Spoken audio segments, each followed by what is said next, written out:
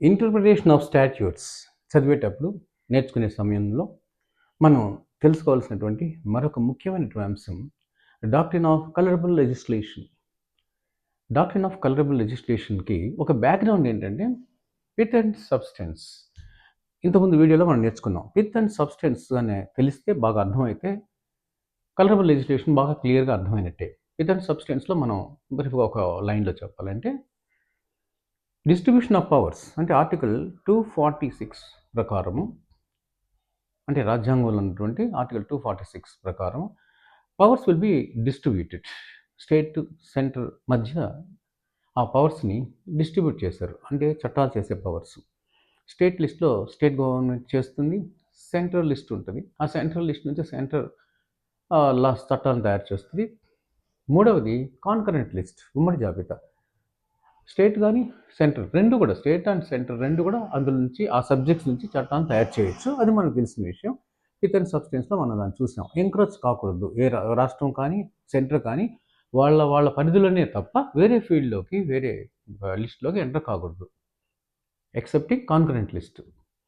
అయితే అది కాకుండా అంటే ఎంక్రోచ్మెంట్ అనేది జరగకుండా చట్టాన్ని తయారు చేసుకోవాలి. అది ఒక విషయం.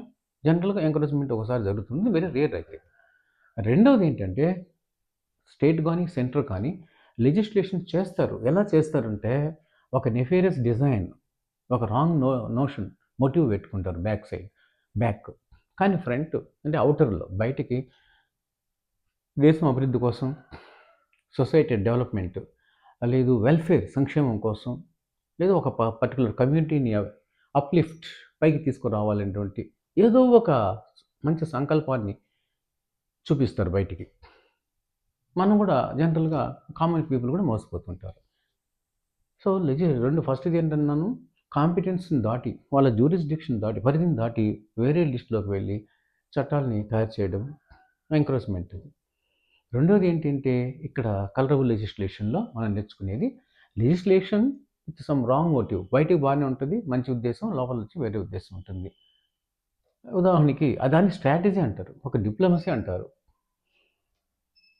అలా తయారు చేసినటువంటి చట్టాన్ని ఏమంటాం అంటే కలరబుల్ లెజిస్లేషన్ అంటాం. ఎలాగా ఏంటి అని అంటే ఒక 2-3 కేసులు చదివినప్పుడు మనకు నేర్చుకున్నప్పుడు తెలుస్తుంది. కలరబుల్ లెజిస్లేషన్ అంటే ఇదా అని. MR Balaji versus state of Mysore అని ఒక కేసు ఉంది. ఈ కేసులో చాలా ఇంట్రెస్టింగ్ కేసు, అది రిజర్వేషన్ సంబంధించినటువంటి కేసు. స్టేట్ గవర్నమెంట్ ఒక యాక్ట్ తయారు చేసింది. 68% రిజర్వేషన్ ఇంజనీరింగ్ మెడికల్ కాలేజెస్లో ఏర్పాటు చేయడం ప్రొవైడ్ చేసింది ఆ ప్రొవిజన్ని. రెండవది ఏంటంటే క్యాస్ట్ బేసిస్ మీద రిజర్వేషన్. సో ఈ యాక్ట్లో 2 పాలసీలు ఉన్నాయి. 68% వరకు రిజర్వేషన్ ఫాలో అవ్వడము ఇంజనీరింగ్ మెడికల్లో, రెండవది వచ్చి క్యాస్ట్ బేసిస్ మీద. కానీ యాక్చువల్గా నిజానికి క్యాస్ట్ బేసిస్ అనేది ఏమాత్రం రిజర్వేషన్కి వర్తించదు. ఆర్టికల్ 15A(4)లో ఏం చెప్పారంటే reservations should be only up to 50%. ఒకటి అంటే టోటల్గా కలిపి 50 కంటే ఎక్కువ ఎక్సీడ్ అవ్వకూడదు. రెండవది వచ్చి క్యాస్ట్ బేసిస్ కాకుండా రిజర్వేషన్ని ప్లేస్ ఆఫ్ రెసిడెన్స్, వాళ్ళ పావర్టీ అంటే సోషల్లీ ఎకనామికలీ బ్యాక్వర్డ్గా ఉన్నారా ఏంటి అనే విషయాన్ని దృష్టిలో పెట్టుకొని రిజర్వేషన్ని అనుసరించాలి. కానీ ఇక్కడ ఈ యాక్ట్ ఏం చేస్తుందంటే ఆర్టికల్లో అంటే రాజ్యాంగంలో ఉన్నటువంటి ఆర్టికల్ 15(4)లో ఉన్నటువంటి పూర్తిగా విస్మరించేసి ఎక్కడి వరకు వెళ్ళిపోయినారంటే లిమిటేషన్ దాటారు. సరే ఆ విషయం తెలిసిందే. బట్ బయటికి వాళ్ళు చెప్తున్న విషయం ఏంటంటే అప్లిఫ్ట్మెంట్ ఆఫ్ సర్టెన్ కమ్యూనిటీస్, కొన్ని కమ్యూనిటీస్ని పైకి తీసుకురావడం, అభివృద్ధి చేయడం ఇంక తెలిసిన విషయం మనకు. కానీ యాక్చువల్ రాంగ్ మోటివ్ ఏంటంటే ఇన్సైడ్ ఏంటంటే కొన్ని వెస్టర్న్ ఇంట్రెస్ట్, వాళ్ళకి కావాల్సిన వాళ్ళకి ఎక్కువ రిజర్వేషన్ ఇవ్వడం కావచ్చు, కావాల్సిన కమ్యూనిటీ వాళ్ళని అభివృద్ధిలోకి లాక్కొని రావడం కావచ్చు. ఇలాంటి వెస్టర్న్ ఇంట్రెస్ట్ అనేది ఉంటుంది.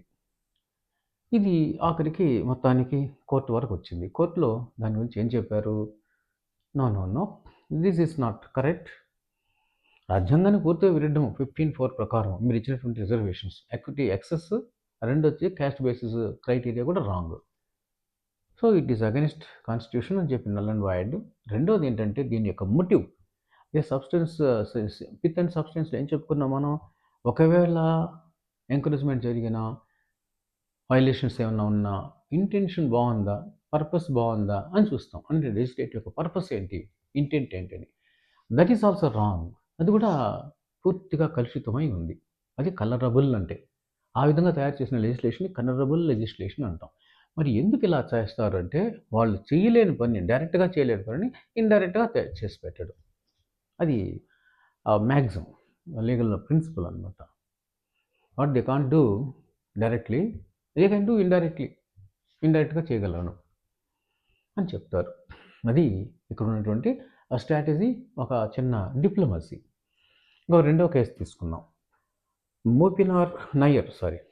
KT Moopil Nair versus Kerala, state of కేరళలో ఇంకొక ఇన్సిడెంట్ జరిగింది. ఇక్కడ ఏంటంటే ప్రాపర్టీ ఇష్యూ, కాన్ఫిస్కేషన్ ఇష్యూ. ఒక పిటిషనర్కి 25,000 ఎకరాలు ఇది ల్యాండ్ ఉంటుంది. ఎక్కడంటే ఫారెస్ట్ ల్యాండ్. అది లో ఇన్కమ్ ఉన్నటువంటి ల్యాండ్. ఆయనకు వచ్చేటువంటి ఇన్కమ్ 25,000 ఎకరాలు కావచ్చు, కానీ 3,100 రూపాయలు వస్తుంది పర్ యానం. దాని ద్వారా అతనికి వచ్చేటువంటి టోటల్ ఇన్కమ్. అతనికి ట్యాక్స్ చాలా హెవీగా వేశారు. ఎలా వేశారంటే, ఒక ఎకరానికి ₹2 లెక్కన 25,000 ఎకరాలకి మొత్తం 50,000 రూపాయల అమౌంట్‌ని ట్యాక్స్‌గా విధించారు. ఎలాగంటే యాక్ట్‌లో ఉన్నటువంటి సెక్షన్ 4 ప్రకారము collection of taxes this much has been imposed అని. ఏదేంటంటే అది Travancore Cochin land ceiling act, land tax act అనేటువంటి దాంట్లో సెక్షన్ 4లో లెవీ ఆఫ్ ట్యాక్స్ అనేది ఉంది. దాని ప్రకారం ఇంత అమౌంట్ అని వాళ్ళకి ఇంపోజ్ చేస్తారు, 50,000. కానీ అతనికి వచ్చేటువంటి ఇన్కమ్ ఏంటంటే 3,100 రూపాయలు మాత్రమే. సెక్షన్ 7 ఏం చెప్తుందంటే, ఆ యాక్ట్లో, ఆ ల్యాండ్ యాక్ట్, ట్యాక్స్ యాక్ట్లో ఒక 78 టైప్స్ ఆఫ్ ల్యాండ్స్కి ఎగ్జంప్షన్ ఇచ్చారు. అంటే క్వైట్ కాన్సిస్టెంట్గా కనిపించేసింది, ఒకదానికి పొందం లేకుండా. అండ్ సెక్షన్ 5A అందులోనే ఏం చెప్తుందంటే, ఇంకో సెక్షన్ కాన్ఫిస్కేటరీ నేచర్ని చూపిస్తోంది. సో ఈ చట్టంలో పొంతనలేనటువంటి సెక్షన్స్ ఉన్నాయి. అంటే క్లియర్గా ఇక్కడ అతని యొక్క ల్యాండ్ని కాన్ఫిస్కేట్ చేసుకోవడమే పర్పస్గా కనిపిస్తోంది తప్ప ట్యాక్స్ కలెక్షన్ అయితే కాదు. ఫస్ట్ ఆఫ్ ఆల్ ఏంటంటే, ఇది ఆర్టికల్ 14 అంటే ఈక్వాలిటీ, అండ్ ఆర్టికల్ 19+1A ప్రకారము రైట్ టు ప్రాపర్టీ ఇష్యూలో కూడా ఇది వైలేట్ చేస్తుంది ఈ act. So it is against constitution ఒకటి. రెండవది ఏంటంటే, the motive of the act is something nefarious, something wrong notion. ఏంటంటే, ఇది ల్యాండ్ కాన్ఫిస్కేట్ చేసుకోవడమే ప్రధాన ఉద్దేశంగా కనిపిస్తోంది. Colours, the legislation has been coloured with some wrong notion, wrong idea. So this is called colourable legislation అని చెప్పి declare చేసి ఆ చట్టాన్ని null and voidగా చేశారు. కలరబుల్ లెజిస్లేషన్ అంటే ఇది.